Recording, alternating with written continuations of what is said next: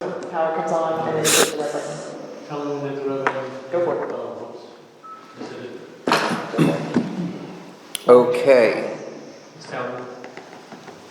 it's 7:04 on August 20th. Call the meeting to order. We'll start with roll call. Just say my name. Brandon Cooper. Tommy Grant. Brady Oxender. Tiffany Souther. Jeremy O'Connor. Haley Brown. JP Martin. Eric Fisher. Okay, we have a quorum. So we will now go to, right to the conditional use hearing, just to be consistent. The way that conditional use hearing will work per planning and zoning's rules.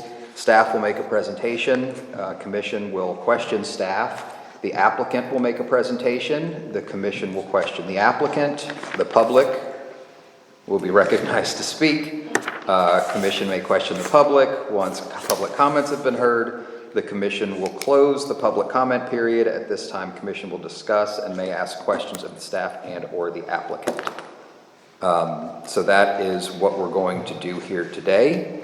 And with that, I would go ahead and ask for staff to give the presentation. Thank you, Mr. Oxender. Appreciate it. Good to see you. And everyone on the dais. I'm getting quickly set up here, so bear with me for half a second.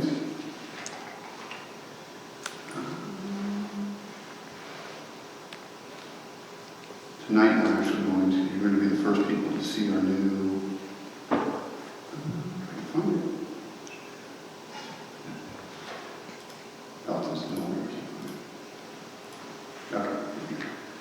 our new GIS interactive viewer for GIS. Ooh. Very exciting. So, it's going to be a little buggy. So I'm going to do it a little bit, but it works. So we're going to take it for a spin this evening. Oh, sweet. Yeah. So how do you get, I'm asking random questions and I know this is not why we're here, but how do you get to that? Is it on? It is, you do not, it is not on the website yet. And that's, This is just got sent to me today. They have enough of it done that they sent it to me to start a review, so worked out great, and we're going to use it for some of our presentations. So it is pretty sweet. So this evening, ask. That's a plan. Well, that's the first people who get to see that. yes, so our first people officially get to see that, so that's why it's super exciting. Are those trees to plant? Actually, all those trees are done with LiDAR information. Really? So, yeah, with Franklin County, those trees are all accurate. They're real. They're not fake. That's right. So you can do a lot of cool things now with the tech they use. I know, can you look at my house? We're teasing. Tommy's ready to smack me, so I'm gonna be quiet. Tommy's like, enough. Call order. You should have never brought out a new boy. That's Don't do that, that's like kids. Okay, so I misplaced my application form. All right, this evening we are reviewing the applicant, Metro Transportation Inc. at 5474 Cleveland Avenue. He comes in this evening. He actually already closed on his property, and for those of you who have been by, it was a full rainy plumbing place, and not a lot of activity there over the years. The building, as you know, was kind of going into not disrepair, but it wasn't looking the best. Our applicant here was kind enough to go ahead and purchase it, and he's already been in the process of spending a lot of money and fixing it up, and his intent is to bring his offices and his headquarters essentially for his business, which is a form of a transportation business, and I'll obviously let the applicant get to that when it's his turn. But he is leaving the city of Columbus. This is also one of those fine economic development opportunities. He's leaving the city of Columbus and coming to us. And so he wants to bring his transportation company here and all his employees and their payroll, which are actually a nice benefit for the village. He has a nice savings as well, as he leaves a 2.5% income tax, but it goes to his net profits as well as his employees. And he comes to us at 2%. So the applicant also gains in that process as well too, which is nice. So it's really a win-win. And he fixes up the property and improves it, and everybody benefits. So that's kind of a brief overview of the economic development side of things. As far as the zoning goes, it is a neighborhood commercial building, or neighborhood commercial zoning area, and I'll show you right here that this is the property. And kind of a little view, there's still the old picture up there, see that? There we go, nice little shot. Like this app. So this is what it looks like at the time. Obviously, it's changed a lot since then. He has put some nice white board batten siding on it, and has continued to improve the inside, where again he intends to use his offices. The property, for those of you who don't realize, is a bit larger than you may because it has trees on it, because of how it backs up on Northland Plaza. But he's got a good amount of space to work with, and he wants to go ahead and build, as part of his operations, he wants to build a service garage in the back. He has quite a number of vehicles, and I'll let him get to that as well. A lot of his staff's vehicles go home, but they also have stuff that they need to service from time to time, and so he wants to be able to bring that. He's in 2 separate locations in the city of Columbus right now, so he's also consolidating all of his folks into one spot. The neighborhood commercial district, obviously now after we changed the zoning a little over a year ago, no longer it has such a widespread usage. It's very specific as far as the zoning uses are now, and transportation company is not on the permitted list, and so as such, the applicant has to come before you and then council to go ahead and get permission through a conditional use process. And so that is, again, primarily why he's here today. So, let's bring up his plans. Bear with me one more second.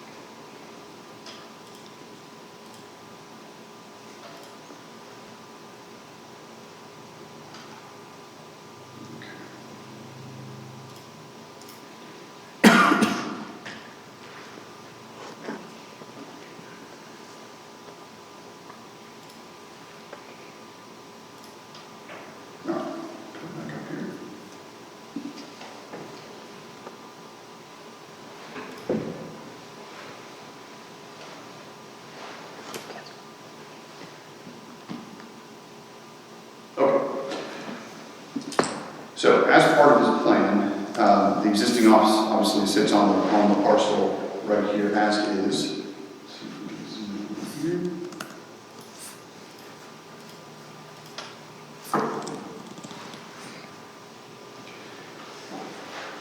At this time, the applicant is proposing his service garage is going to be located on the rear of the lot right here. He has proposed 30 parking spots. That's about double what code requires. So code requires 14, 15 spots. So he'll explain, his needs and his desires. Everything fits on the lot. There are no setbacks. So he can, I recommend it minimally, we'd like to see some, 10 feet. It is only setbacks if actually he's against residential property, which I will point out in this case, he is surrounded by other commercial uses. So he has no one backs up to him that's along Jordan Road or anywhere else.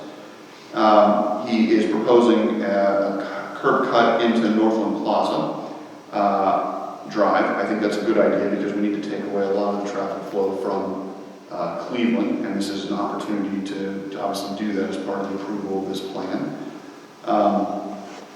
He has another one proposed to go to the private drive, to his neighbor here in the rear, which is the Rehab. Thank you, rehab center. And that we can't necessarily approve. He's got to go to his neighbor if he wants that curb cut. I don't think he personally needs it because that's not a public drive, it's a private drive. So, that just gets taken off the plan. And, if they want to come to some agreement at a later date, I don't think we have the issue if they would do that. But I would rather see the one entrance here for sure so that they can utilize Northland Plaza and utilize the light in getting in and out, with any of their employees and any of their needs. And other than that, there's no issues with cover setback or anything of that nature on the site. He's got landscaping proposed that, will, meet code, or we will, or exceed code at this time. So we're okay with everything that, he's showing on the plan. Other than that, I don't have any issues. I think it's imperative, of course, the applicant's here is going to speak to his use, which is primarily what we're looking at here this evening, is his, use and how it fits in. And from staff standpoint, we don't have any issues with it. We think it's a good use for the edge of our municipality, simply because, as you can see here, we don't see a lot of opportunity for any joint redevelopment down the road. We don't see, obviously there's going to be nothing else that goes on with the city of Columbus that impacts him or he impacts them. I think it's a good fit for located right here along Northland and Cleveland, for what he wants to do. And I think there's a lot of mutual benefits between, what he's doing to bring it here, the village, and getting the highest and best use out of this particular site. And so that's at this time. I'll be happy to take any questions, but at this time, I don't believe I have anything else to go on besides that. I think I'd like to hear from them, if that's okay, unless anybody has any questions. Well, I don't know if are there trees going to come out? Yeah, any of those, if you look at the plan, so these trees, from a construction standpoint, have to come out. They've been there for a while. Let me see if I can find a good overhead here.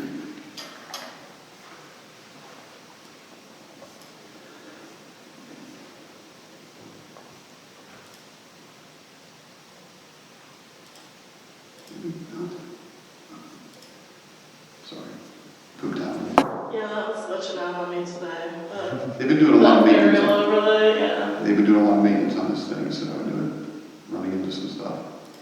There we go. So right now, the primary tree canopy is in the rear, where there's any number of trees that are back here that have grown in over the years, because again, it was an underutilized property. Right. So these grew in. So obviously, according to his plan, it's going to obviously build a building in the rear of the site. So those trees will have to be removed. Most of the rest of the site, again, is already either developed or has grassland, on it, where the parking field will go right here. So really, to build that building, you have to cut those trees out. So, but he does have in his proposal, he will be putting trees in and around, and I believe these are to be added. If there's going to be some existing, they're not marked as existing or non-existing, right? We're going to add some more landscaping to the front, correct? Right. Okay. And then along the sides, you can see these are by Vernon, so from what I can tell, so it looks like he's going to have a large landscaping area that goes on both sides of the shield the parked vehicles there on either side of the parking area. So that's not really a fence, that's gonna be more of just maybe some sort of bushes or something. It's going to be Shrubs. greenery, yeah. They give me a good size. Are you able to show the street view of Northland? I think so, sure. In a second. I was on it earlier, but it didn't look great, at least the older picture did. No, Which the was picture. kinda, No, the picture's yucky. yeah. The property right next door to it used to have trees too, and they're all gone. Yeah. They have, I don't know if they came down, over the last, 10 years. It used to be that's my backyard. It used to be very wooded in that area, but everything from seeing Steak and Shake was not as easy as it is now. Like over the years, I can see Steak and Shake perfectly fine. Right, yeah, that's one of my questions or concerns. That's the private Is that drive, going to, not Northland Plaza. I mean, I know. Okay. I dropped it wrong. is taking those trees out going to change your view and your neighbor's view? As of right To where it's now, going to look more like you're We might- back up to business? we might be getting a little further ahead, and maybe this is a conversation we need to have later. Supposedly, they're putting a fence, this is not part of there, so maybe we need to talk about that right after, but their next door neighbors were supposed to be putting a fence, and I don't know if Eric knows this, but they ended up putting trees in this big. What?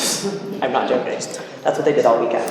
They put in like 10 trees that were probably 2 foot tall. I'll have to talk to Ernest, so. I don't know that they're not putting a fence. That just might be for Yeah, them. let me chat with him. He's Yeah, they were- supposed to be- this is the view from Would not here. block that. Okay, I mean, that's, at this point, one of my Yes. of my concerns. I used to not be able to see, you can almost, can you see my, okay, can you see my backyard from there?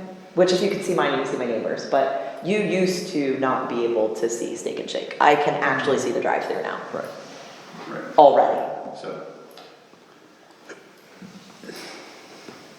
right now, this is obviously, to develop the site, regardless of what gets developed, doesn't matter if it's him or if it's someone else, if they utilize the site to the fullest ability of their, to whatever use they put on it. Could be an office building that's multiple stories high, you would definitively see that. This is going to be a one-story, essentially one-story structures, So from a sightline standpoint, it's not something that will impact the neighborhood. Just, you have a certain view, and yeah, you can see things from, your backyards, but he's not going to be a 3-story, 4-story building. Right. That would definitely have a different type of sightline impact.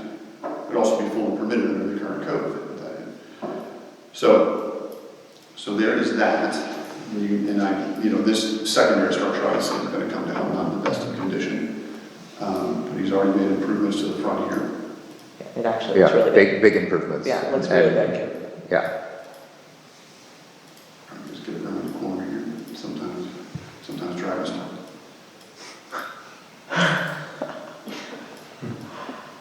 Another angle from that side too.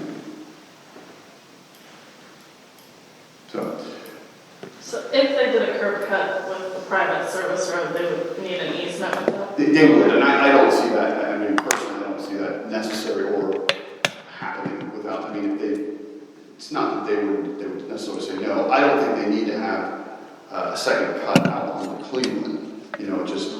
Most of their traffic in the rear there just needs to be directed onto Northland Plaza. So I think that's an appropriate use, right? They keep, I would say they need to keep this one because you never know when you need a second or what happens out front or what happens back here to block and suddenly you need to get out somewhere, right? Yeah. But I think for most of their, especially their employees, they need to have a cut back here, right? Now that's the city of Columbus. City of Columbus will have to work with them and at the end of the day may decide that where they, he's lined it up across from Steak and Shake's other entrance here, which is appropriate, but City of Columbus, may move it up or down depending on what their view is of that, since that's their right of way right there. Since you were talking about it, where is Jordan? Just to, Jordan is I'll show you that here. just to since you were talking about being able to see it. Right, you can't see it. I'll show you.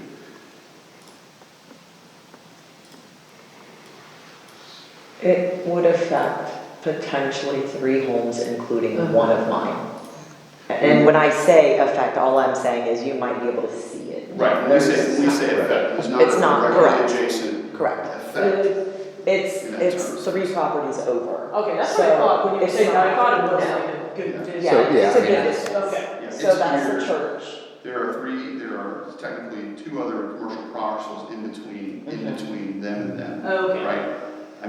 If you're standing back, I don't know, maybe from the mayor's yard, you might be able to look through and see, especially after, when the building goes in, but I think what you're gonna hear from the applicant, the intent is to obviously, the same thing you see on the front, it's not gonna be a cinder block building in the back. I think the intent is to go ahead and do the same quality Right. structure in the rear, the same type of facade, so it matches up, and you have a very nice, higher quality construction. So I'll let him talk about that. In the curb. So Northland Plaza Drive, that's Steak and Shake in the Okay. very, very, very top corner. Okay. And like I said, you used to not be able to see it, but those trees are so thin now, you can, if you stand in my backyard, you can't, that's the church and then that's my house. Yeah, you see So the if you- garage, you see I assume that's the rehab. That's the rehab. So the rehab is completely behind mine. so it's really just the 2 houses. Correct.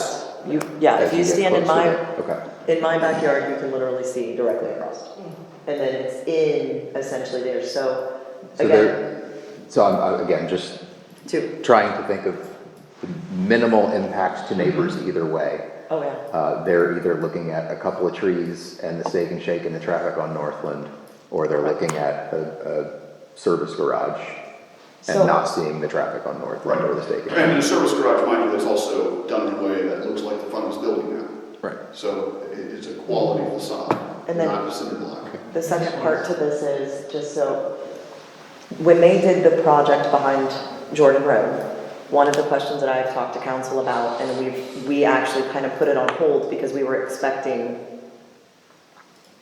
5454 to potentially be putting up a fence. But my next door neighbors lost all of their trees, all of the trees in that area. So there is a discussion of if they don't end up doing a fence, would the village go ahead and put some trees back through there? We've also Because talked about connecting the fence. I mean, And connecting there's the several, fence. there's several, so there's gonna be some type of blockage, just so we're all clear from here Yes. to here. There's going to be additional landscaping that's put in with whatever his final plan is. He's paused his plan for whatever he's gonna chat with him. Okay. So, and I don't know if that's because So, of the township or as you can see, you see how there was trees right there, actually right where he's at, where his little arrow is, that is all gone. Yeah. So that So this is came out taken during the project that we did, and we have not replaced anything. Right. And their fence, which doesn't, I can't tell if that is a fence there or not, but there is a fence right There's a fence that there. goes, yes, That's there's right a fence there, that goes yeah. all the way up. So all of those trees came out, it was part of the village's project, so all that came out, that's why we can see through there now. Okay. Yeah. We were the cause of that. We will find a solution to it. Okay, yeah, that's not. And not yes, on the residents applicant, there so- are concerned about it and would like something Right. sooner rather than later, but Yeah, that's not their Right, that's issue. not on the applicant, Yes. that's on the village. That's Okay. on something, that's the next door neighbor. Very good. Okay, other questions for staff? I was just, Thank you, Eric. We'll move on now to allow the applicant to make a presentation. Thank you very much, Mayor and council members. On behalf of Metro Transportation, I'm requesting for your consideration and approval for the construction of service garage within the village of Minerva Park. This facility is intended to serve as our new headquarters, supporting both our current operations and future growth. Metro Transportation currently employs a total of 53 employees. That includes drivers, dispatchers, mechanics, because we use two different facilities. One for the office, which is right here on 2700 East Building, Granville Road, where the Ohio Savings Bank used to be. We have another location in Westerville, both in Columbus, and we're trying to consolidate both into this location. We're actively planning to expand our workforce in the coming years to meet increasing demand for our services. This proposed garage will not only house fleet administrative functions, but it will also serve as a central hub for logistics, training, and community engagement. We believe this development presents a mutually beneficial opportunity for the village of Minerva Park. The establishment of our headquarters within the village limits will generate substantial tax revenue through property, payroll, and business activity taxes. As our operations grow, we will also contribute to the local economy, supporting public services, infrastructure, and community development initiatives. We are committed to working closely with the village to ensure that all construction and operational plans align with local zoning regulations, and we're also asking you to make exceptions since this zoning is not required right now, and also adhere to any environmental standards that needs to be followed. I would respectfully request a proposal review and approval process to move forward with this initiative. Thank you for your time and consideration. We look forward to the opportunity to contribute meaningfully to the village of Minerva Park and to building a lasting partnership that supports both economic vitality and community well-being. I look forward to answering your questions. Thank you very much for your time. Thank you. Does anybody have any, want to kick it off with questions? I have questions, but I want to kick it off. How many employees will be housed at this location? It will have we have like two different, it will be the front where we will be our offices, and that will have 5 employees. And then the garage will have probably 2 to 3 people. So a total of 8 people in that building at any given time.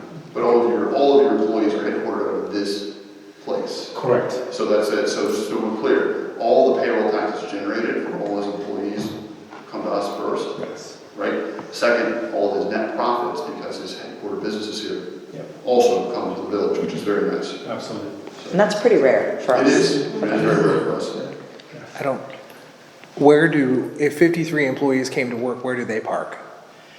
The way our business works is we're a transportation business, so most of our drivers, they will basically work early in the morning, so some of the drivers take the vehicles home, because, with winter, you can't expect someone to come, they're starting work at 4 a.m., you don't expect them to come to the garage, pick up, and then go. It's not going to be efficient, so most of them go. The only time when drivers would be coming around is basically on Fridays when they pick their checks. To even make that process, easy, we also do drug deposit for our drivers. So they come in basically to the location to do oil changes and things like that. Like just the basic maintenance. So you're not going to have all the drivers at any given time at that location. Yeah, that's the only thing I was thinking about. I saw 30 spaces and I thought, okay, so if they have 30 cars and then 50 employees show up to come to work, that's 80 cars. Where do they go? In my backyard. What kind of transport are you doing? We're And sorry, I'm gonna let you, but I'm interested, but I'm also interested to know then what kind of vehicles that translates to. That's a good question. We are a non-medical emergency transportation. So we work mostly with Franklin County Developmental Disabilities. Okay. So we take most of the people that need to go to schools or day centers and things like that. Most of our vehicles are sedans, small cars, minivans, and we have about 4 vehicles that are 12 to 15 passengers. So most of the vehicles are minivans and small vehicles. So no semis, No semis, big, no big vehicles, no. No buses. No buses, no. Okay. What would, I don't want to pretend to know your business at all. When would most of the traffic flow be? Would it be trickling all day long back and forth? Would it all be showing up 5 o'clock on Friday? Would it? I'm trying to figure out the traffic impact, and I'll be completely honest with you. This is the way that a handful of residents take their kids to school and from school every morning, and during rush hour, that portion does see some traffic. So I'm just trying to figure out what added traffic would be with you being there. Most of our drivers, they're pretty much on the road. We have 2 shifts, so we have people that start at 4 in the morning, and basically we send everything through the app, so they don't actually come into the office to take their routes. We do everything online, and you would probably have not too many traffic because they're on the road, and when they finish their shifts, most of them take their vehicles home, so then they go to the next time. The only time usually you'll have drivers coming in is around 10 a.m., 11 a.m., and usually they come in to basically, make sure like maintenance things are okay, or they need to get gas, or they need to drop off receipts.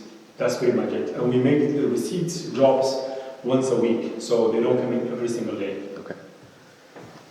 So on weekends, cars are going to be staying there, or? No, the weekends, they basically take the vehicles home. You have few vehicles that will be there, like backup vehicles that will be in the garage. And that's why we wanted that facility, so we can actually put them inside, so there will be no vandals or anything like that. Okay. How many cars do you think would fit in that garage?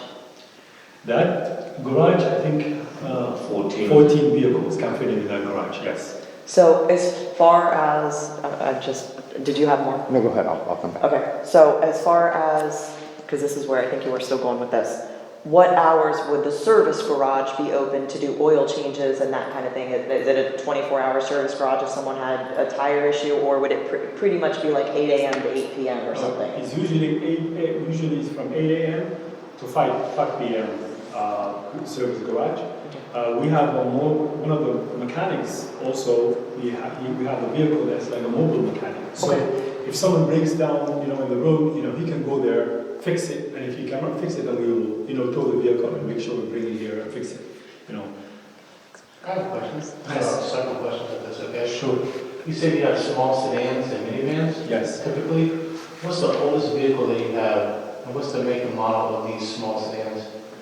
They vary. The oldest vehicle we have is probably 2015. Oh, so they're pretty modern. Yeah, they're pretty modern, yes. And we have some that are So 2023. that's like, you figure oil change intervals are at that 2020 or something like 2015, sorry, and up will be 5,000, 10,000 miles. So you have total 8 employees at the actual on-site, a grand total of 53 employees, did I understand that correctly? Correct. And those vehicles are at their house, so you figure every 5,000, 10,000 miles. My guess is, and those are 53 vehicles? There are 53 vehicles, all of them are running in operation, some of them are backup vehicles. So you're thinking, I'm thinking in my head, that's maybe 2-3 cars a day, if they're coming in for oil changes at that mileage, or? No, usually we do we do the oil changes like probably every 2 weeks. Every 2 weeks? Yes, So you're really, okay, you put miles on them. yeah, we do it every 2 weeks, yeah. How many cars per day?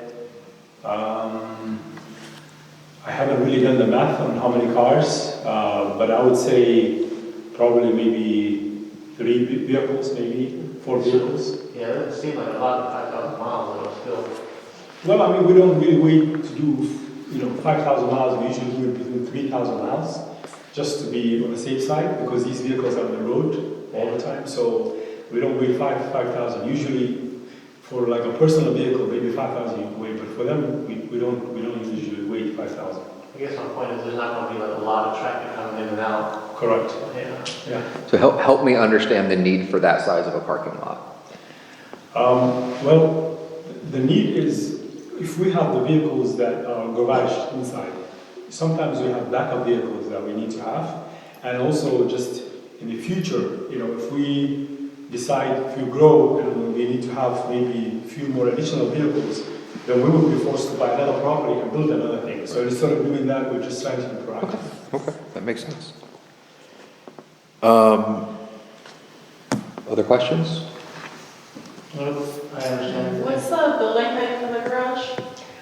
The building height, Clear height? I think it says 29 feet. Yeah, it's 29 feet. Okay. 80 is homework. I think if Can go you to see that on that thing? I have the I email. was gonna say, I was gonna say, I need to update my glasses. Go to the third page, there's an elevation, building elevation. And then, There you go. okay. And really quick, is the east, that looks like, and I don't do architecture drawings, is that the east elevation or is that the west elevation?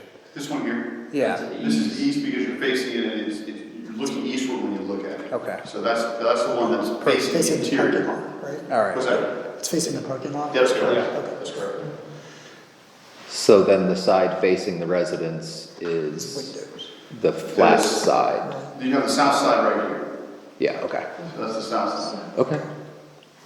Well, that would be looking south. Yeah, I don't know. I'm so confused when it comes to that now. So, it looks good. It's on a light base. It's got, it's got this board batten look. I mean, scales into the neighborhood if necessary, even though it's not directly adjacent to the neighborhood. It's got windows. I mean, this is not your standard Midas garage or anything like that, I was right? gonna say, not just like a metal panel, No. metal. No, this is, What I was gonna say earlier was, I've been in your backyard, because they used to cut the grass at the church, that's all the fence line, and that eye level, that's all you're gonna see is that rehab fence. So anything over that looks nicer would probably be your building, because I've seen your building completely done, and it looks really nice. Thank you. So, It really does look nice. yeah. And it's, I'm sure it's that same design architecture. We wanted to make sure the front Yeah. matches the back as well, even with the roofing. So that's, with the engineer designed. We wanted to make sure that they are all aesthetically pleasing and they look the same. Just to keep that in mind, if any particular finishes that you guys wanted to see, we're open for any suggestions. This is just kind of rendering, let you take a look at it, Yeah, how it I look like. I like the pitched roof, I was kind of Yeah. concerned it was just gonna be a metal box, so appreciate that. I think it'll look good. Yeah, we try to blend her into the neighborhood building, not like a stick out, so that. And what's the landscaping along the parking lot area? Those are correct, those look like they're marked for bands, so it's just a nice, they grow nice and straight, they get tall, easy to replace, they die, you know, you just take another one in there and grows real fast. It's more than It's national hedge. Or blocks, yeah. So, maybe you have a different suggestion, I'm sure they're all. Yeah. If you have any suggestion, we're open for it. because they live right across the street, so the residents are walking in, and I'm like, Getting past that building and I heard the watching it kids go scream. down. I was like, So the fact that the way it looks now, it shares that, it's gonna look probably amazing, so. this is why I think we're When we actually were doing the renovation, they had to actually put beams because the building was about to Yeah. collapse. Oh, she's from that way. Yeah, seriously, they had to put beams and It's a very you know, old. So just that's why I asked. basically fix They're it eight, Right. and if inside they're and not outside. eight, as long as they are done at eight, I don't think that's an issue. Agreed, but also, like, Yes. on Friday, I want to go Oh, to my my backyard. It predates several really started For an hour. What about stormwater and drainage? Is there anything to call to in regards to that? I don't, This is a certain size, and did you, in your calculations, you know, he would have to meet the requirements of Yeah. the county in this regard, and so this is a small site. Yeah, this is only like 0.84 acres. Yeah, so he's less than an acre. okay, He doesn't have the same requirements as a larger site does. okay, More than likely, it's gonna get tied in that Northland Plaza, the way when they built that. yeah.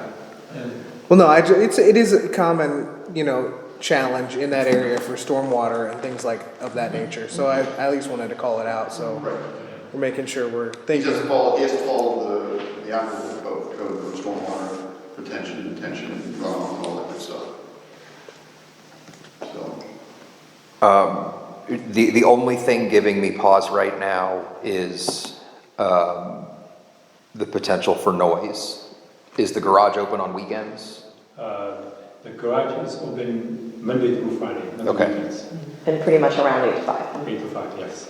Okay, and so I imagine it's, the sound of air tools and normal garage sounds. I mean, Changing a tire. changing tires. Yes, yeah. you Okay. guys don't use electric impacts? Yeah, what do you say? You guys don't use electric impacts, you use actual air compressors? Yeah, we do. I was about to say, Yeah. because no one uses air compressors really no more, used to, cars Milwaukee. Well, I mean, you're gonna hear the sounds of a garage. and I'm assuming you can do some little additional insulation. Insulation, On yeah. the south side We'll especially. do insulation to Yeah. reduce, and also, we can also close the doors too, so, it doesn't, so that we will, we're having minimal effect as well. Yeah, and again, we're talking about very few residents, but, you don't want to, the hope is that the impact is nothing but positive for everyone, right? So, I'm getting nitpicky, but I want to make sure that we're at least asking these questions. Yeah, absolutely. And that way you're prepared for the next council, because that's gonna be probably the exact same questions that they would be ready to ask. Because they're the most important, the noise, the things like that, so. Is there any plans for lighting on the site? Right now, I think we don't have anything because it's a well level in that area. But if we needed it, we can put more lighting in there, side lighting in there. I'm sure, yeah, you can they can put wall packs up if they Yeah, need to. the building is gonna have a wall pack all the way Yeah. around it. And again, I would say that's one of the things, more than noise, you obviously, if lights are pointed wrong, and he knows this, but you don't want them shining into people's windows and stuff, so they've got to be housed properly, aimed, and I think obviously we'll follow what we're supposed to do in that regard, per code. I think that's, again, far enough away to where the lighting, other than lighting up your property for safety purposes and all that kind of stuff. Yeah. I don't think, I know that's not what you're asking, but residents, it's too far for. No, for sure. Well, it's And again, if we can get some trees up, it will block sound, it will block view, it will Right. block light, it would Yeah. be what we probably need to be doing. Right, one small tidbit item, and I know he knows this, and his intent is to use this only for his purposes, but I will definitively make sure in the recommendation of the council that this is not to be used for a garage outside of his operations. Meaning, people, can't come in and use it, should something happen, another user come in there, it's very specific that the approval is for on-site and business operation Okay. only, not, it can't be open to the public Right. or to other private entities to come in and utilize. Except the mayor wants a place for quick and easy oil changes. He's gonna go get my oil changed, my tires rotated, come on, Eric, I'm teasing. I just said that, now I'm probably getting in trouble for that, but that was a joke. Yeah, and then also I can't imagine you'd be, that fear parking lot is big enough that there would be no need to rent that out to additional folks. No, So he's I'm got not, his own operations, he's got 30 Right. spaces, I understand his explanation, and he's got an additional 14 that can house vehicles to keep them safe. So he doesn't need crazy fencing or anything. And for all intents and purposes, it's gonna be unlike a lot of sites I'm sure everyone's seen with garages and stuff, it's gonna be actually a very nice improved structures on the site, not intrusive to the eye, no chain link fencing around it to keep, people out of the vehicles. He's got a good plan, I think, here for how he's gonna handle his overnights and everything. I'm gonna say something really, probably not nice, but this is a welcomed update for me compared to the metal containers that are currently sitting right next door. I know, we'll get it. So that's a different topic, but I'm saying what we're currently looking at compared to this will be a welcome. Assuming that the noise is kept to 8 to 5, like. Right. yeah. Other questions of the applicant? Okay, I'm gonna close that portion. I don't think anyone is here to speak from the public. So now we as a commission have the ability to discuss. I'm gonna throw out, this is a conditional use hearing. So this is a place where we would either approve, deny, or, recommend approval, recommend denial, or recommend approval with conditions. I don't see myself any conditions that I would add to this. I agree with that. But I would really welcome anybody who has thoughts. Except for what Eric said, which I don't know if that can be done in council or. Yes, that would be part of it, if you want to make that recommendation, because I'm going to make it again to council anyways, and they're agreeable to that particular stipulation. This can't be used as a commercial venture for anything outside of his fleet operations. Yeah. That's it. Okay. I mean, yeah, my only thought are two things and this is nothing against you in particular, this is just my thoughts about, I think what if you sold your operation and somebody else comes in and it's still functioning, and how do we make sure that they're not banging in the garage 24 hours a day, 7 days a week? That business would need to come back to get Even conditional if they use personally again. bought it Well, and I it's. think so to answer his point, he could at some point divest himself of his business, sell to someone the exact same use, and it would continue to operate. Right. And what Tommy's saying, which I get, so you could also set operations for the garage, right? You could say, hey, you're open, you could be open, because I would give the man a little flexibility. Right. So I would say, hey, 7:30 to 6 p.m. or something, Something to that And effect. because he clearly has a shift working there right now under his operation. He wants that mechanic in there 8 to 5. He's avoiding OT. He's Yeah. working Monday, Friday. But you can set it that way. You could also set it for emergency operation only on weekends, because you never know when the man has something that, he's got to get a guy in there on a Sunday for 2 hours to get something ready. You just don't know what pops up. But other than that, I would say it's got to be primarily operated Monday through Friday between certain hours. You could put that in there. Yeah, that's just my thoughtful recommendation, as well as just hours of operation, making sure that they have some boundaries on it. That'd be my recommendation to council, as well as, what else was I thinking? I can't think of it right Making now. sure that someone else couldn't buy the business and. Well, I think Scrap anybody everything. can buy the business, but it's not just putting, guardrails on him as an individual, but it's the entity, and we're not just approving him, we're that Right. whole function of a business. Right. And just making sure that that's protected for us in the future Yeah.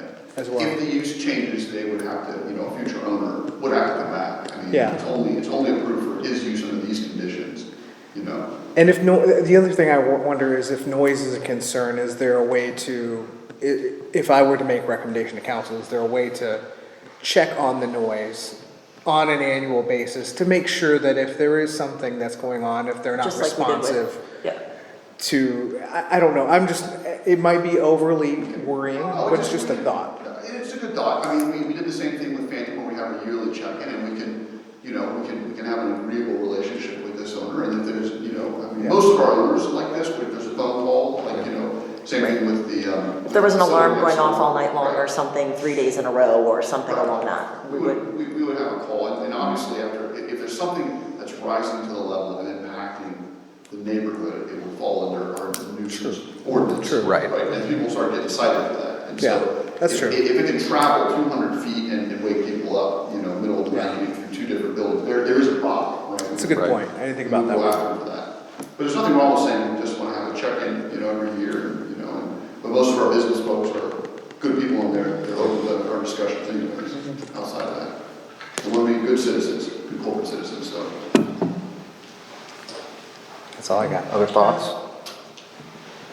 Only thing I can think of is, I have an air compressor, it's 200 gallons, 175, 200 PSI, and it runs to 85 decibels. It's one of those super quiet water ones. You cannot hear by my mailbox if my garage door is closed, because my garage door is insulated. Even if I was to use the impact, yeah, you might hear the duggas, but not with a cordless Milwaukee, you're not going to hear anything. And that's not even 10 feet away from my garage. Yeah, So, just, Yeah, I don't anticipate it's going to problem. I just also don't want it to be a problem, Right. right? And I don't want one neighbor to say, you guys have ruined my, every Thursday night I grill out at 4 o'clock and now that's no longer fun. Like, if we can make sure we don't do that, then we've just made everybody happy instead of everybody but one person happy. I'm just thinking, we just talked about 9 o'clock to 5 o'clock, 4 cars a day. Modern. Yeah, I mean, Which is not. I'll say something on the we know this village, we are this village. Like, we're a hair away from an HOA, and if somebody's gonna complain, somebody's gonna complain. So if we can head that off at the pass, let's do it every chance we get, right? I have a newsflash. They're still gonna complain. Well, at least we totally- can say we thought about you. Yes. Okay, so if there were a condition to, make sure that we're limiting the hours of operation of the garage to reasonable business hours on reasonable business days, a requirement for at least the first couple years, an annual discussion with village administration to just make sure that everybody's happy with everybody. And then you had another suggestion. Just the one that they can only, he's conditioned that he can't open up his operations. Oh, right. For commercial Can't be used. Use outside of the city. We're not interested in opening for the public.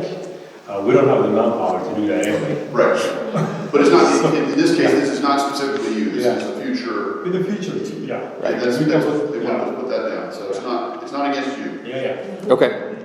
If those sound like easy and reasonable things that it sounds like you're planning on doing in the first place. Yeah. So those would be three conditions that we could suggest up to council. I'll say, I don't know where else we're going to get 53 employees in this village. And that excites me. And someone who has already proven that they care about the aesthetic enough to, I drive by that building twice a day and I cannot get over how great it looks. And so, seriously, to both of you, I guess, great work. Yeah, I want you to understand, he took a specific risk to put his money where his mouth is because he did not, he and I talked about this. He went and bought the property before he has come to you, which is typically not what you do in these situations. You typically get your entitlements and then you close your property. He did it, he had faith, he went ahead and made improvements, and it looks great. So I think it says a lot, quite frankly. Oh, yeah. So I will entertain a motion to recommend to council that we approve this conditional use with conditions. Those conditions being that they cannot use the garage for other commercial purposes, that they will agree to an annual discussion with village administration, at least for the first 2 years, and then we can decide to extend that or not.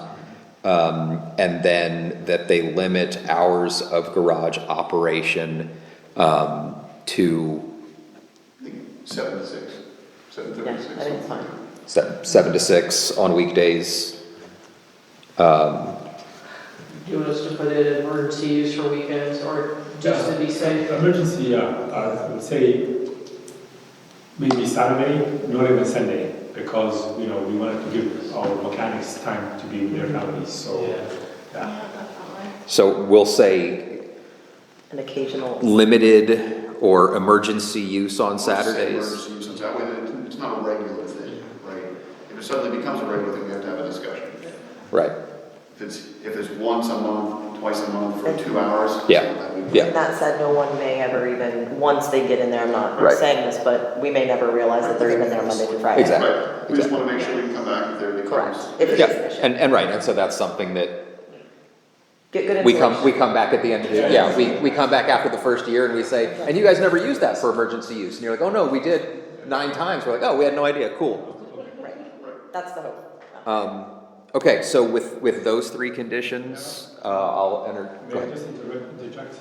Sometimes, because the drivers are on the road all the time, Saturdays probably, if we can make an exception to have Saturdays open, I would appreciate even some limited hours, Okay, just to be, I don't have because, an issue with the 7 to yeah, 6. if we can do Saturday, that way, that really would eliminate, because sometimes we'll have drivers who would be, What are the, if I may ask, what are the hours you'd like to see? It's like 10 to 3, 10 to 4? I mean, it's going to be, I assume, compressed hours. compressed hours, so we can do like 10 to 4. I think that's reasonable. That's lawn mowing hours. That's, Yeah. yeah, okay. So that way, at least, there's something that has to be taken care of, we have that option. And I don't want it to come back after another, I want to make sure I'm a man of my word. Yeah, no, I think that's reasonable. 10, 10 to 5, I would say, because 9 to 5 on Saturday. And that's stuff you guys can fix in council if you guys decide. yeah, we'll recommend 10 to 4. That lets people sleep in and that lets, people go enjoy the summer.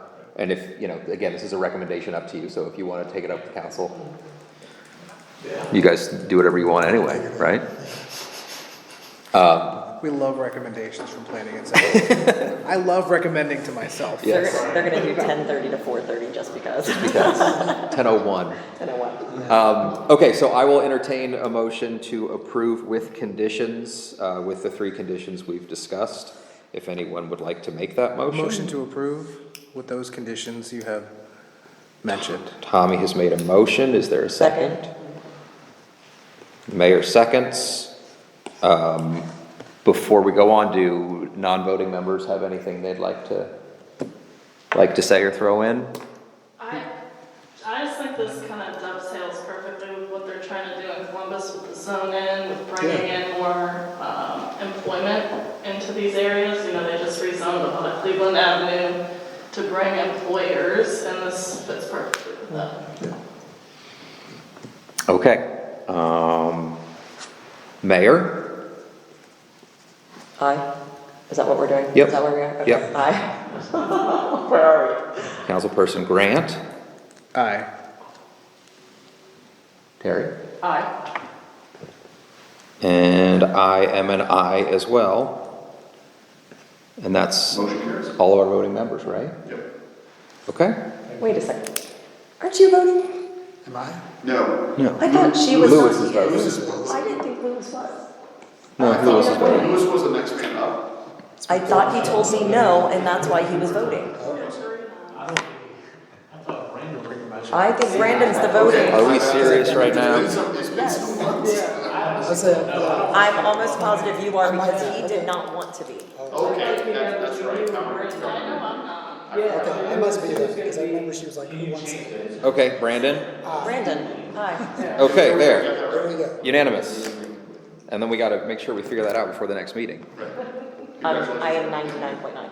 Okay. I promise. Okay. I got an email from somebody that said Lewis was voting no. Okay. So, We'll get couldn't that happen. advertised, and then we'll see you in front of That was a while council. ago. 2 of your councilmen here, JP, That could happen. and Tom. So you'll see them again in a minute, but she doesn't vote at council. Unless you break it. Sorry. Oh, okay. I always have a lot to say though. We appreciate it. When is council going to That would be, consider I this? think, let's see, I'll tell you. So we have Just to 'cause- advertise it, correct? Right, so it's gonna be, we're doing the second meeting, so it's gonna be it's gonna be the 25th. 25th Yep. September? Yes, Okay. Oh, September? Sweet. yeah. I can get a recommendation letter written by then, for sure. It's not too much, Yeah. Just to give us enough time to do all the things we need to do. Because I think we have to put it in the paper, We do. we have to do all of that, We and do. then I'm going to, ask Barb to, I know it's in the paper and everything, but I personally would like to either A, send something direct to the 5 people around there, just so, if that's okay with everybody. I mean, that's up to you, Mary. I mean, it's not, It's a 5 I people. think you absolutely should. they're beyond our notification area, but yes, Correct. that's perfectly I mean- fine. Some of those covered. I just feel like it's, I think you I don't think absolutely we have should. any issues whatsoever, but that way we The just most don't have impacted. just the 5 most impacted. I'm not gonna be available. He's not in country. I'm gonna be out of country. Okay. So, Is he needed for that meeting? Well, not necessarily, I mean, if you seem to have I'll those be- covered, I mean, I'll be you and I can go over stuff, we need to Okay. beforehand, so it's all good. okay. I mean, I'm not gonna be able to make it, unless you wanna move the date, it's up to you, that's your guys' prerogative too. No. It can't be it is too close to do the one before. I'm only asking because I may have a conflict that day. We have to have minimally 10 days to advertise, so we have to like stick the advertisement in tomorrow to make, another, because they Takes have a lead until time. Monday, yeah. But, first meeting of the month is very busy, I so know we it generally is. don't want to put what's definitely gonna be an hour Yeah. discussion for council, 30 minutes to an hour, and then, the 25th just works better. I mean, if it's not gonna be 25th, we have to punt into another month, but it's not, I don't we need to should. be here. so. I'm gonna be out on the 11th, so. You're out there, okay, well, you need to be here more than I do. That's true, he does mean. He does, yeah. I'm important. You are. You are way more important than me, so. We really appreciate Okay. you guys. Yeah, coming thanks in. so much for coming. Thank you. Thank you very much. Thank And you. yes, it looks great. We have some more to talk about. You definitely don't need to be here for it. You guys can get off on your ways. And Thank you. Thank you very much. thanks for your time and Thank wish you the you. best of luck. We'll see you guys, we'll see I'll be you, here. somebody will see you, I might see you, I don't know. Okay, awesome. I look Depends. forward to it. Thank you. Thanks again. I'm supposed to be flying home from next Sunday, so I'm trying to get on the morning flight, I know, the next flight. You like On it so the- hard. I know. It's just like, Well, they have to build it. my dad, he had to change the date, so we were born in October for the Olympics, and he's having heart surgery. Like, yeah, in October, so we changed it to the 21st. But I want Reese to work that night, so I don't want to take another vacation day, so we have to be home by 10. Well, I'm right now, the morning flight is. Yes, I'm talking about that. I know. Telling him why, I'm telling him, I'm really gonna have to really try to change it. So can I now ask, I know we're at planning and zoning, so, and I don't know that you want to talk about this, or I don't even know if you have any more information, but there is the potential of them still improving the site at 5454. I believe you're working on that, or is it a stale conversation right No, now? it's not a stale conversation. Sometimes people, when he came to us, well, obviously we're talking to Ernest. Since 3700. We've been talking to Ernest for a while, because he came into us when we were in our, Yeah. before we moved into this building. And he had plans about what he wanted to do, and so he actually went through, he did a plan set and everything, and I This got- is the next door neighbor. Yeah. Okay. So Blendon Township went ahead and approved a plan set for him, and he started digging one day, and I'm like, what are you doing? And I yelled at it, and this was before the township got their newest guy as well, their chief building official, or CBO. So since then, this won't happen again. But this was not uncommon some years ago where one of our commercial folks would go and apply for the building permits, they'd get approval, they wouldn't have a zoning certificate from us, and off they went to the races to build a building. So it happened in his spot too, we had to stop him and say, Ernest, we got to review it, so I reviewed his plans, and his building was probably a little too big because he was right next to residential there on Jordan Road. There's actually two buildings right here. I'll show you real quick. Yeah, are we talking about the strip mall? Is that what No. what are we talking about? Let me show you. The next door neighbor. It's the next door that Literally we the just next talked door neighbor. about. It's Right. across that little road. It's the big three-story-ish, 5454 Cleveland Avenue. It's on Cleveland Avenue, but their parking lot is behind them. Where the water's always leaking out? So right here, so Ernest's building is this one, right? Got it, where the water's always leaking out. Right. Yeah. And so, right, well, it shouldn't be anymore, he's all I connected. think it is better. It's all connected now, like, Yeah. after we fixed a number of things back with the whole sewer line plus the project, right, so that all fits. Oh, that's still the other one, but yeah, okay. So no, this is his area. So he was permitted to build a building back here. It didn't need to come for conditional use because his use is already, approved of what he's doing there and stuff like that. So he's just building buildings to support his operations. And he was a little too big, and he had there's a formula, and he had like 100-foot wide building. And I said, dude, you gotta come back down to 92, and you're fine, right? Or at least him hauling about that, not happy about it. So, I think he eventually built it, but he just wasn't happy that he had to get slimmed down by 8 feet, 4 feet aside, so that's the way it is. And that's set down, unlike the other property, that setback and that size is directly dictated in the development text because there's 2 residential properties he borders. So that's how that kicks in that case, and not in the other case. Right. So, that is what it is. So again, just so you guys are aware, Right. that's the update. So Okay, and so if he builds that building, that's gonna block it again. get rid of everything we just talked about, view for residents in the first place. So I didn't want to go there because that's Right. not their thing, but I Right. kind of wanted to Okay. mention it a little bit. And right now, theirs looks horrible because they're using those big Yeah. broad things and Look, so it's gonna look way better. If I've got the Yemeni market, or not the Yemeni, but the Yasmin market calling me and complaining about the things, and I'm like, Ernest, we've got to get you got to get more on your construction, or you got to start moving things. I mean, what do you do? And the interesting part is they come out only on Sundays and they only work on Sundays. And I think it's because they're trying to hide from Eric and our code because they were out there, they finally cut the grass. It was probably over my head. In the back, that took them 2 weeks to do because it was that bad. Well, there actually was some confusion because It was a pollinator garden. well, Dave Weaver next door, he thought that was his, and I'm like, no, Dave, that's Yeah. actually his. And so, Yeah. so I think what was happening is that they were cutting the grass for them until Gotcha. confirmed it was not his. Right. grass. So it's now taken, but they decided to put, just so you're aware, they then put in like, I don't know how I don't have a picture because we were watching because we were actually laughing. I thought they were putting post holes in for the fence and then I realized they put in little pine trees that were like this big along the edge. Oh, they'll grow. That's what trees In do? 25 years. What? What is the building for? That is building? Multi-use, I believe. Would that be accurate?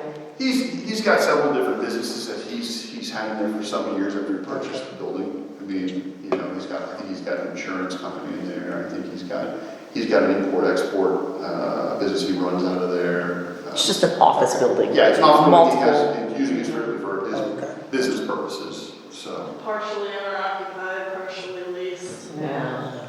What's the structure in the back that he wants, what's the purpose of that?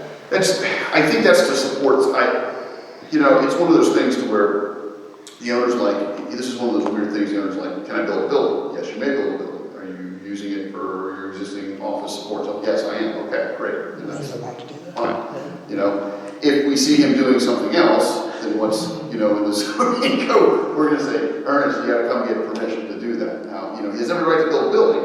He's told me enough information, and so he can build his building. If he sticks something else in it that's not appropriate, we'll have to bring him in front of you too. So, we'll see what he wants to do. But right now, I just need him to build a building and get all the things moving along. So, we're working on it. What kind of building? Like, It would classify as a flex warehouse. okay. So it's not a mechanics garage, so that would have put some red flags up too. So, when they submitted theirs, I'm like, this is not good with this use, and so we're gonna have to be in front of you. I would assume it's to put whatever's in those pods in. Right, that's gonna To be, get rid of the that's pods. gonna support his operations there, and I assume that's related to his, to some of his export businesses he's got going on there. So, yes, we'll have to get move that along. So anyways, the second part of our meeting tonight, folks, unless there's any other questions on any of this, wanted to just give you an introduction to what kind of council has discussed a bit from time to time. And it is related to the zoning process in Columbus. So, one thing that council has said is that, look, we want to kind of be prepared. What can we do from a redevelopment standpoint when it comes down the pipe? How do we stay competitive? How do we get prepared for that day? Now, all that said, we don't have a huge amount of developable space. So much like, you know, in kind of falling into our lap was a gentleman who bought this piece and bringing his employees and going to help us out from an economic development standpoint. We don't have a ton of stuff to work with. You know, we have rezoned some things already. You know, when we went through this, years back they put this in, which is unfortunate. We had a very limited ground as it is, and someone back in the day thought that a storage facility, which generates no revenue for the village whatsoever, was a wonderful idea. It was not my recommendation. Obviously, I wasn't here. They stuck that in there, and it's been great for the investors, but not great for us, right? So we already took their zoning away. If something befalls that place, you know, they're not going to be able to rebuild that. So, but that's about the only way you get something like that to change. In time, it gets degraded. Once it falls below 50%, you know, we can start going after them kind of hard. So that's a planned district, and we changed this area here to a planned district, knowing that we've got, you know, we've got some development ground up here next to the print place, which also is an older structure. And so there's possibilities that we could have some additional development along 161 as well.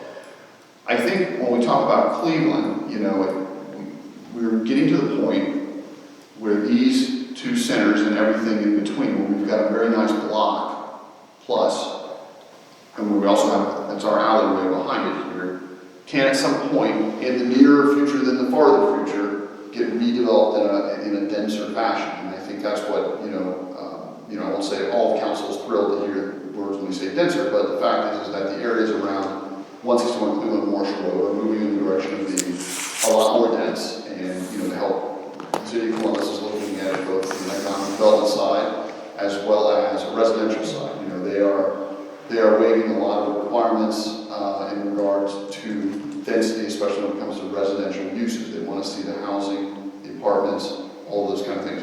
You don't necessarily have to have more housing here. What I would say is you can benefit from all of the housing that's going to be happening around you, and it's, you know, it's fairly significant. That's in the coming years, and you could say, hey, I want to see something that's more mixed use, where we've got, you know, these are 1960s era strip centers. They're not the prettiest anymore. The asphalt goes to asphalt out there. They'll change a little bit with Lincoln. We're going to actually put in some sidewalks and curb that out a little bit out there as well too, with some of the money we get from that project. But aside from that, there's the opportunity to kind of look at this and think about it and say, what would we be okay with if we were to say more density would occur? Because the council's looking for a recommendation from this body. You know, and honestly, Council President Mara has said, I would like it to go fairly quickly. And unfortunately, unlike the zoning bureau, which takes forever, you know, this is just a nice small little bite here, and, you know, we can have, I think we can get out of this in the next couple of meetings, get something back to council that they can then chew on at that point. And so that's kind of the direction. There were some other additives in there. Well, can you look at signs? Can we do this? And so, okay, you can do that. That's your prerogative if you want to make a recommendation as part and parcel to this, to say if we redevelop this, how would we want to kind of see it full scale go, right? And I think the next meeting I'll bring in some examples so you can see what some of these denser developments look like, some of the success stories around the region. You know, whether it's Dublin's got, you know, very dense, you know, obviously the Ridge Park, you know, but it's nice. You can do something on a scaled down version, you know. When you think about things, parking's obviously going to have to be interior, underneath, you know, you just don't, you don't have all of that. One of the things Columbus is doing with its density, which I don't necessarily think is going to go well long term, is they're waiving a lot of parking requirements. I don't know if that's the smartest move, because when you have, people still need, the idea is to transform the region, the city long term, into more of a walking, biking type situation. But Columbus, as a multi-county region, people still need to drive, right? This is not New York City, this is not Chicago, it's not going to be like that ever, in my view. I think you still have to plan for the vehicles. People are still going to have them. They're not going to magically not have vehicles anymore. So when you plan for these type of dense structures, you're going to have some type of parking situation underneath, right? Most of these structures are being built to those standards. I mean, the owners, landlords, especially when you get into office structures and stuff like that, real, truly mixed-use areas, you're going to have the public showing up you know, to utilize, whether it's the retail, whether it's the office, or whether because they live there, you know, you're still gonna need to have a significant amount of planned spaces, a couple levels of parking garage, I think, interior and underneath the structure. So that's basically what I wanted to introduce everyone to, so that they can, you know, get the noodle going on it, and, you know, I'll send around, you know, some other articles and stuff like that, so people can do a little reading, you know, on, you know, some of what's going on. And this is, you know, the most recent one here is like, you know, was mentioned earlier, what's happening along 161. So they're going to be eventually coming down Cleveland Avenue as well too with this, and they're at the, you know, the Northland area, which we're stuck right in the middle of, is getting a lot of changes as far as that zoning is concerned.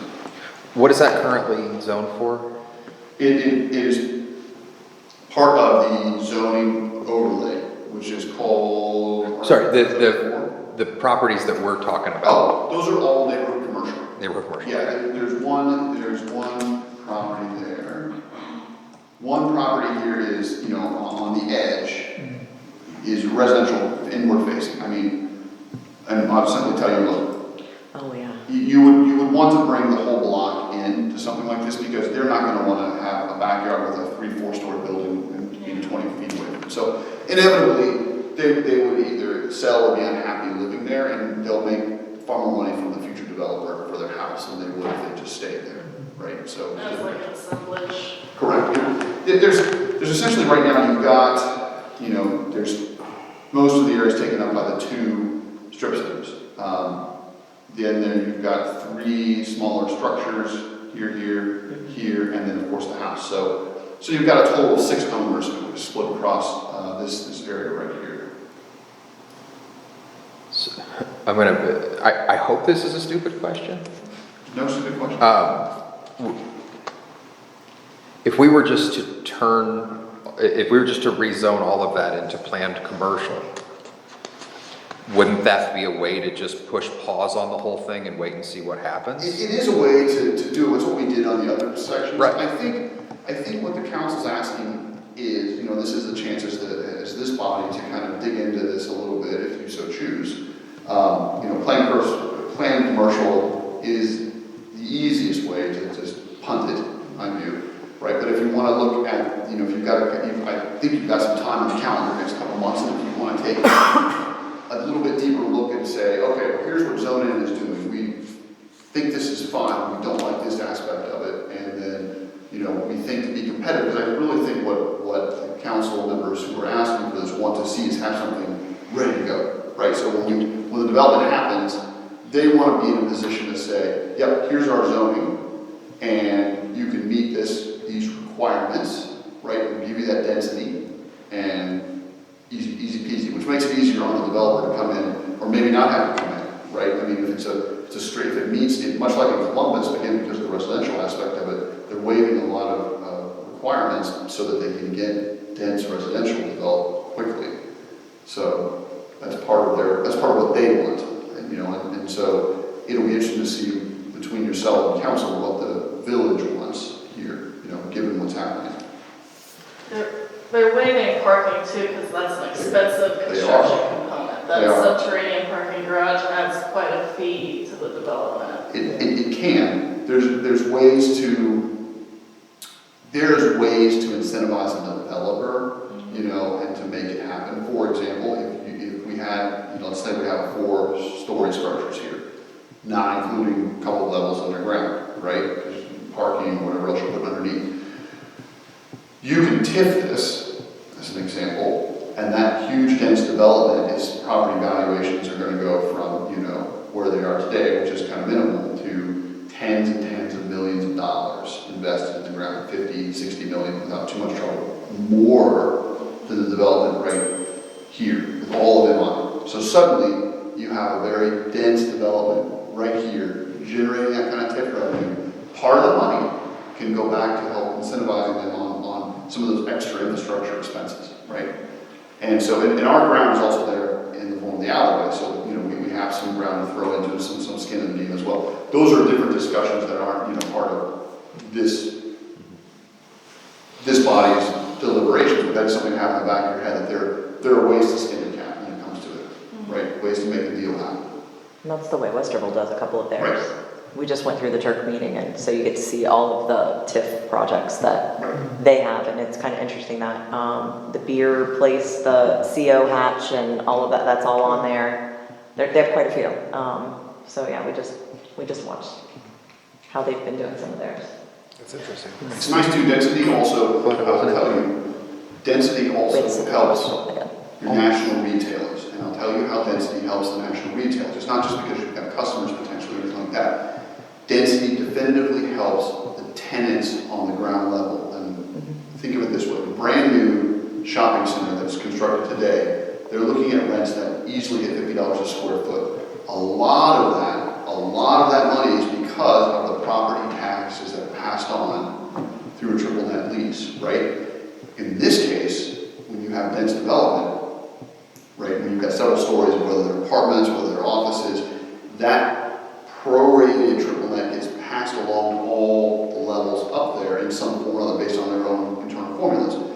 It gets greatly reduced, it greatly helps the rent. So if my base rent is $25, but I've got $20 in triple net, that's $45, $50 a square foot. It's super expensive on the triple net. But if I cut down a lot of that, I've only got a few dollars, maybe $5 added. So suddenly that makes it very attractive to any number of users from a rental standpoint on that ground level. So the things that the village is looking for, coffee shops or things that step up the game out there on Cleveland Avenue, can be had with a denser development, much easier than say a single-story development. As long as we don't skate on the parking. No. I hate going uptown There's Westerville. ways to Like, I make it will work. avoid uptown Westerville at all costs because I hate trying to find a parking Right. place. And so you'll have to, there'll be some streets level spaces maybe, but those will be limited. I would say people just have to get used to using the garage system, right? So there'll be parking. Yeah. It's just you guys No, have to yeah. use the garage system. Our hairstylist is in Westerville, and we go on Sundays, and you can never park there, and you drive around for 20 minutes looking for a parking place because it's just too busy. And it's great. I love the fact that they're, it's the positive, the negative. But I think that's important, is making sure that there's enough parking because So it sounds like we all need some reading. Right. Yes. So are you willing to I'll fire over help, this. put some Yep. put some not so light reading in front of us and help get us up to speed with just flat out some of the options, and then also what the rest of the area is going to look like in 15 years if Right. everybody does what they're hoping to do. Right.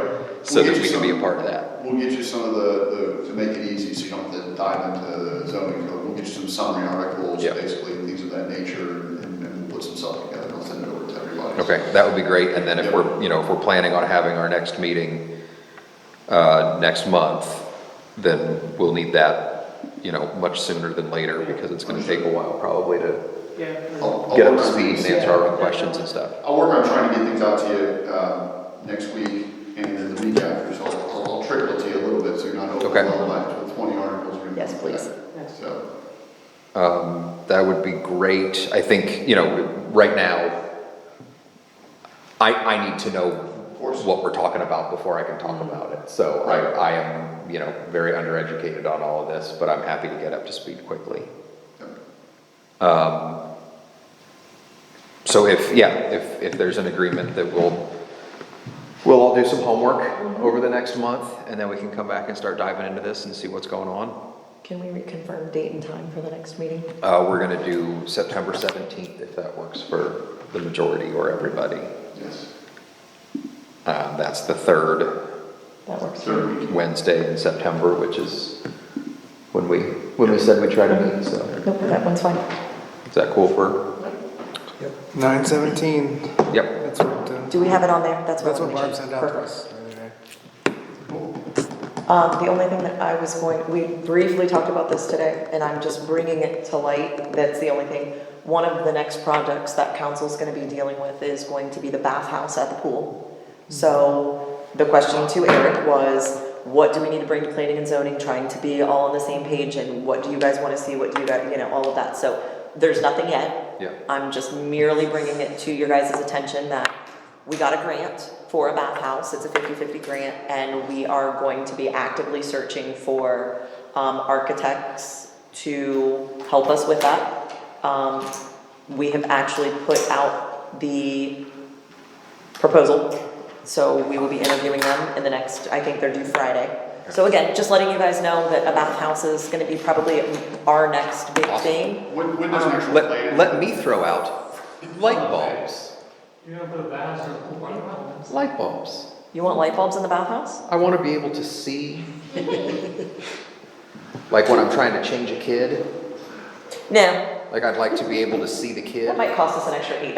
I don't think so. I think it's, no, it's teasing. Well, they're not in there now. No, they're So not. if we could get just a couple light bulbs in there, that would be, we'd be starting off on the right foot. Once there's, Yeah. there's an architect that, retained, and once there's an actual plan that can be presented to you and Right. discussed with some details, and we'll bring it back to a recommendation of you. So again, Yeah, we've that's been, exciting. we've been very, lackadaisical on that. So we're trying to get everything to you guys, and I don't know how long it's gonna be, but we're working on it.